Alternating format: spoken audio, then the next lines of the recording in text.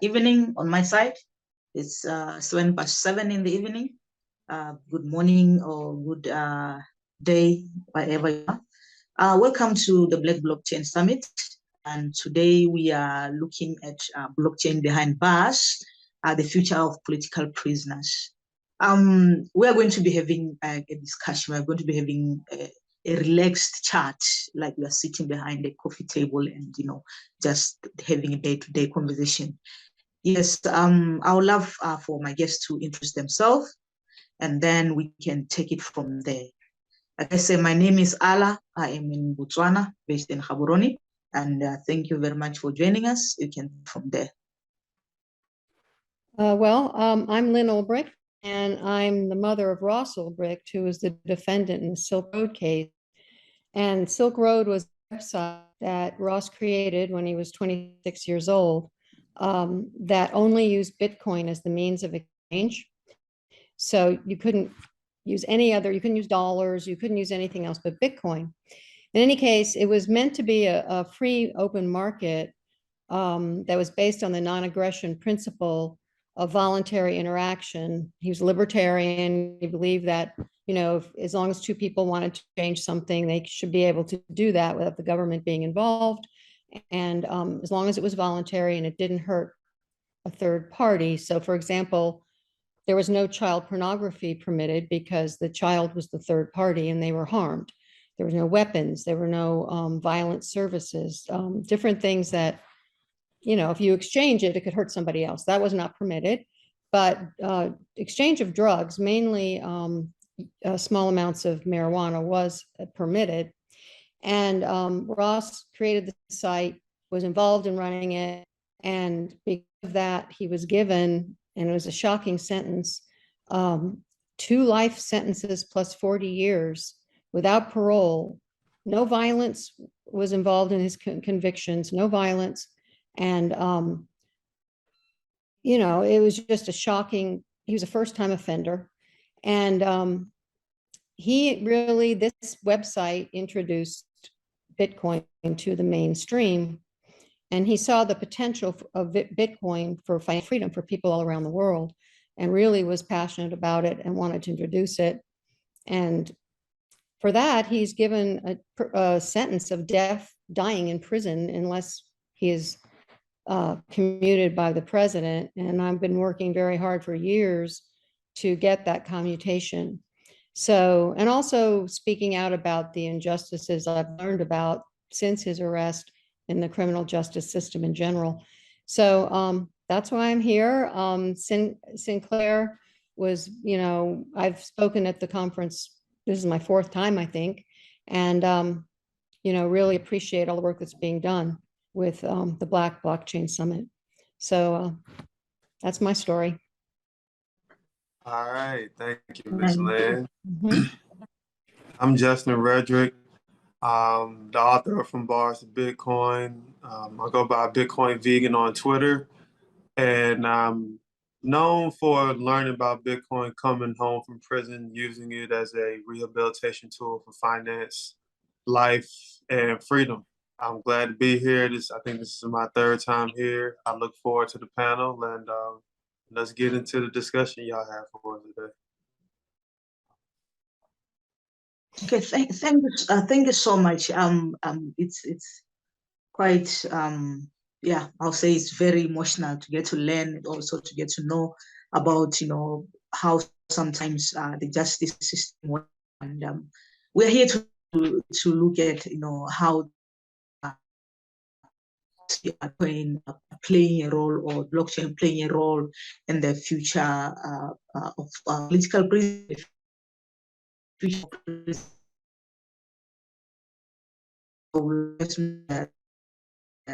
Case. It's one of those cases that we've been following some time, and we know what has been happening, and we know how long he has been sentenced in prison.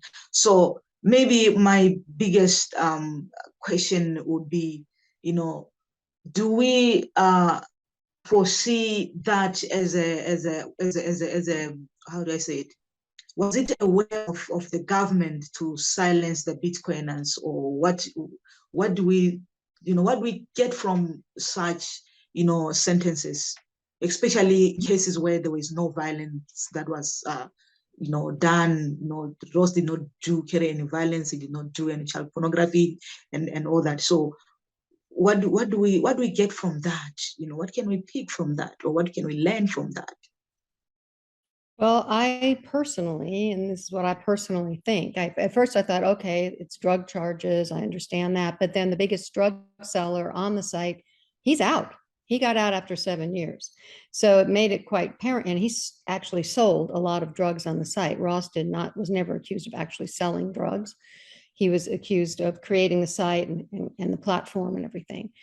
I do think personally that it had to do with Bitcoin. It was very new. Kind of an upstart currency that nobody knew really about much, except a few, geeks who knew about these technical things. And I do think that there was a very strong message that the government wanted to send about using alternate currencies. And it was kind of confusing at the time because FinCEN, which is the Financial Crimes Enforcement Network, they didn't even say that Bitcoin was money. They were like, well, it's a commodity. It was very confusing. And one of Ross's charges was money laundering because other people, not him, changed Bitcoin for dollars, and vice versa. And, but now, it's evolved, and it's much more regulated, of course. But at the time, it was almost like the Wild West. And I think that is why Ross was so harshly treated. He's kind of become a symbol of Bitcoin, and of many people in the Bitcoin world consider him a pioneer and a visionary because he saw the potential very early. And yeah, I just want people to know we have a petition that you don't have to be an American to sign. It's on our website, freeross.org, and it's saying this sentence is wrong and asking the president to correct it. Please sign it. And yeah, and any connections to, because we really want to get word to the administration that this really needs their attention. This is wrong. And it also sets a precedent for other people, because I've gotten very involved in the whole idea of the sentences that are so horrible, not just in the Bitcoin world, but in the prison system, that are so beyond what used to be in our country. They've gotten extreme. And I've actually started a group called Mothers Against Cruel Sentencing to try to pressure, and educate people about these sentences, because as I'm sure Justin is aware, these sentences here are terrible and really un-American.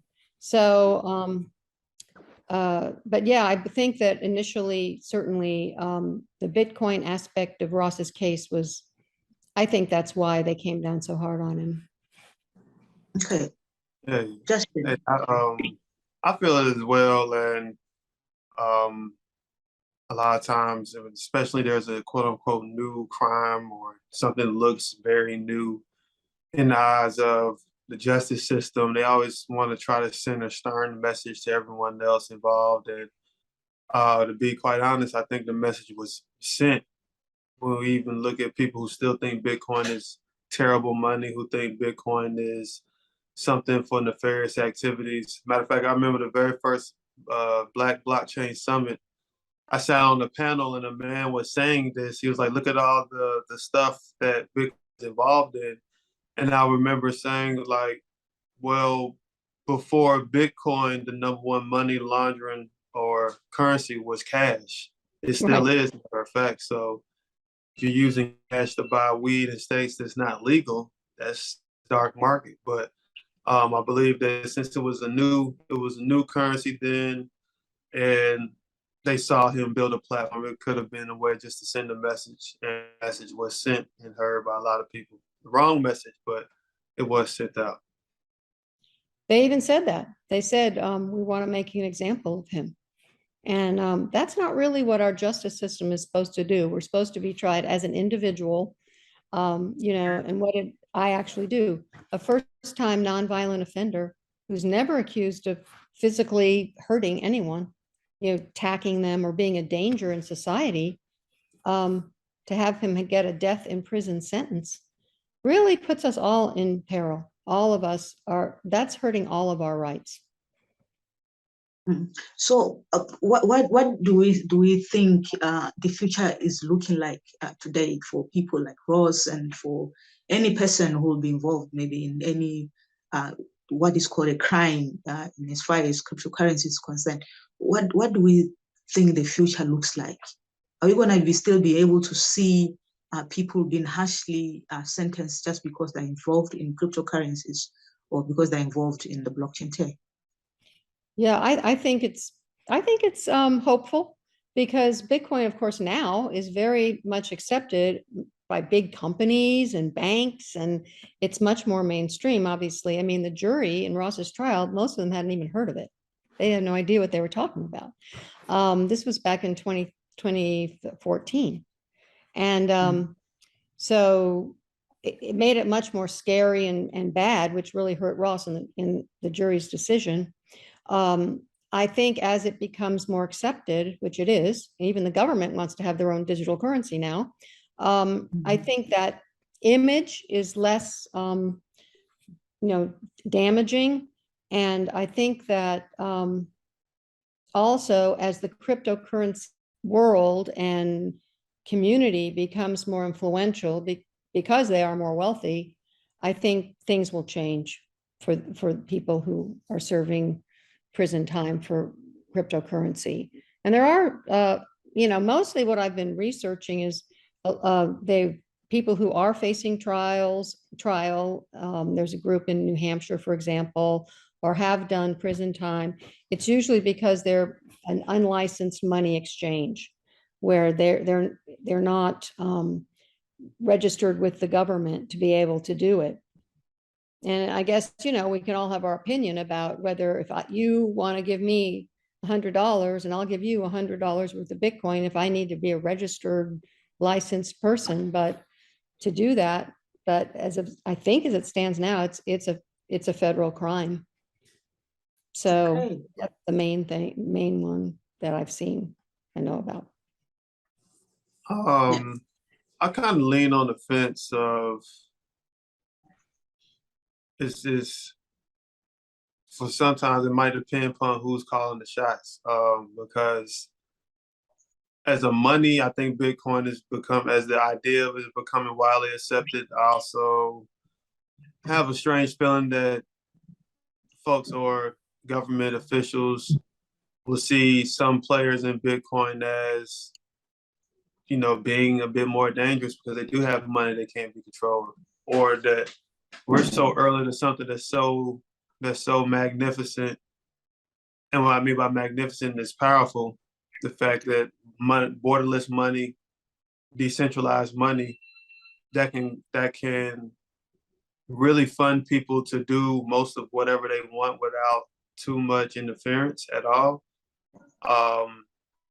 It could provide less citizen or harsher citizen depending upon who's involved, like depending upon who's the jury, depending upon the prosecutor, the DA, all this type of stuff, in their opinion, because they might feel, oh man, Bitcoin is terrible. But if you have someone who's secretly loving their Bitcoin experience, but they work in public office, then you have someone say, man, it's not that bad. Let's just lighten up. So I hope it gets better. It should. However, the people, they don't stop giving out harsh sentences for much of anything sometimes. And like Lynn said, it gets worse, just like inflation, which might be something to look at. So I want to be on the fence of it gets lighter, but I also understand that everyone is going to come with their own opinion once it gets down to sentencing. Mm-hmm. Yeah. Justin, I learned you had been in jail before, and you wrote a book crediting Bitcoin as one of the things that changed your life. Can you highlight a little bit on how that was possible, so that maybe somebody who is behind bars can also learn one or two things from you? Yeah. So the very first thing that Bitcoin changed my life with was the fact of a second chance. Just even though coming home from prison was a second chance, but Bitcoin offered another second chance, whether that was to be a tech entrepreneur, whether that was to have a skill that was going to be globally needed, whether that was um, also just opportunity, like opportunity to speak at a conference, speak at this conference, opportunity to travel around the country, meet people I would have never probably met without Bitcoin. Those type of people might be hedge fund managers, Fortune 500 CEOs, anybody, even Ms. Lynn. Bitcoin has provided that type of opportunity. So then you get to a level of just sovereign power. If you've been behind bars, then you understand what decentralized money is with like stamps, cigarettes, canteen options. So to have that in the real world and to be in an environment where your work is going to stand more than who you are is always an opportunity there. But it just shaped my mind differently. It helped me look at life differently, business, money especially. And within money, you learn how flawed not just the system is, but when it comes down to money, if people are saying, you know, you got to follow the money to see what's real, you start getting underneath what goes on in the world, not just a country of America, but globally. That Bitcoin does provide that relief. To make it short, you know, opportunity wealth, an opportunity for business, be part of a powerful network that can change the world was what really changed life in Bitcoin. That's so great to hear that, because I know there's so many people get out of prison and they have no opportunity. They can't rent a place. They're not hired. And often Ross has told me, people who went back to dealing drugs or whatever it was, because that's all they knew, and they had to survive. And so to hear that about Bitcoin, of course, you must be a pretty smart guy to learn about Bitcoin on your own like that. I can't imagine doing it myself, actually. I'm not the best, but no, it's really a neat, I never thought of that angle. And actually, Ross had an NFT,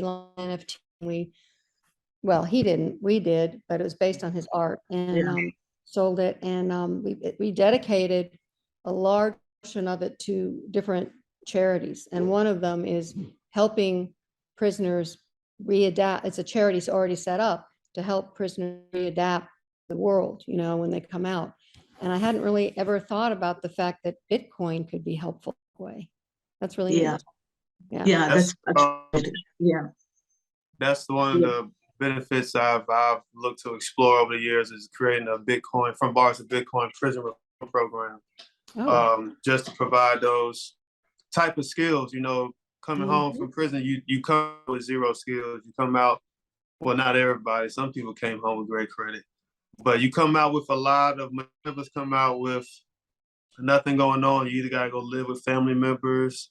I know some people who've been in prison so long that their family died.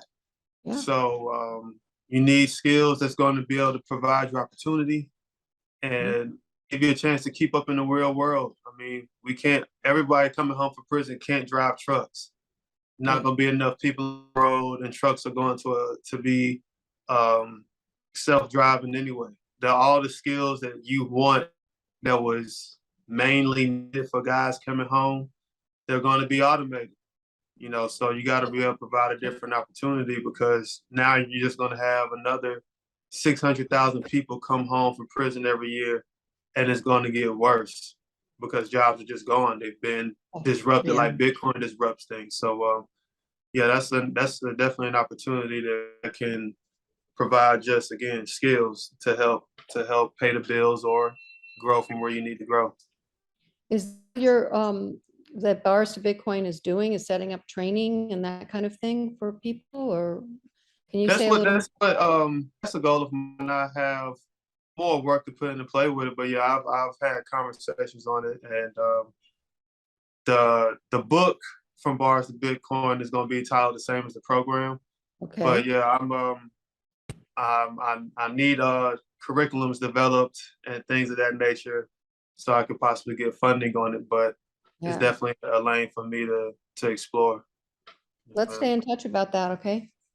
Yes, ma'am, Ms. Lynn, I got you. All right, good. Wow. Thank you so much. I mean, I'm seeing like a lot of possibilities and a lot of potential that Bitcoin can give even to people behind bars. Like Justin is saying, we can have those communities that are focused on, rehabilitating prisoners and, giving them an opportunity to become part of the community. So, because one of the things that happens when somebody is coming from prison, there will always be this kind of discrimination, this kind of feeling out of the community and out of touch with the community. So Bitcoin, I always say, it's a currency of love. It's accepting of everyone, does not discriminate, does not know race, does not know any, does not know any stories. Bitcoin, all it does know is love. So I do believe with Bitcoin and blockchain technology, we're gonna see a lot of prison and a lot of people in bars if we can be able to programs that we know we're gonna take to prisons, and we can be able to help the people who are incarcerated in behind bars. So we still have to see how the government can begin to look at Bitcoin differently. Like Justin was saying, Bitcoin is not the number one cryptocurrency that is being used for money laundering. Cash still is, but still people look at Bitcoin as the number one currency where it is used for criminals and all that. Until such time that we look at Bitcoin differently and we look at it as a tool for empowerment, then we still have a long way to go.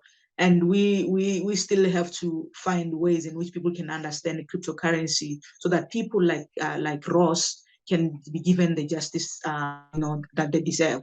So just to summarize what we've discussed, I would like you to just summarize what we've just discussed. So if you've got something that you want to share with the listeners, can you do that in this next coming 5 minutes? Yeah, I'm kind of excited about this conversation.